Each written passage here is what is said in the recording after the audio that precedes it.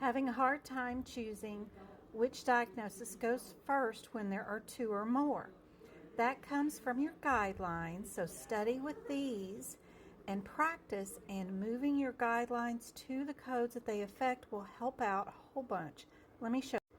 One of our guidelines that's often on the certification exam is when you have a cancer patient who obtains cancer from one of their transplanted organs.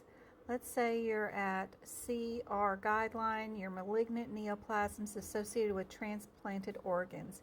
We're going to be over here on G13. When we get to G13 and we get to our 2R guideline for malignant neoplasms associated with transplanted organs, it tells us that the T code goes first, then the C code.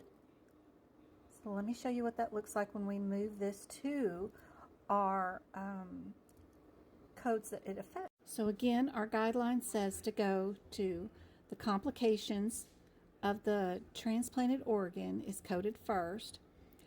Then we'll code our C80.2, which is malignant neoplasm associated with a transplant.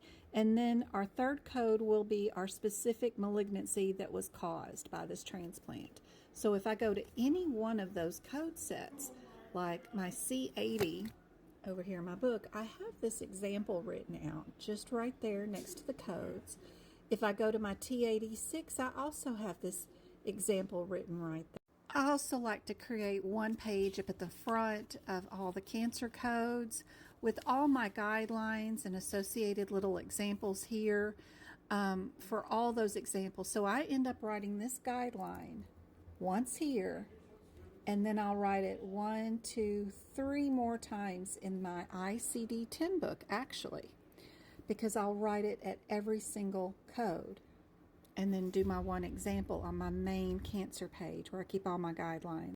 So I've written this one guideline 4 times. Repetition with me is very helpful. If I just read it or underline it in the guidelines, I'm not going to remember that on exam day.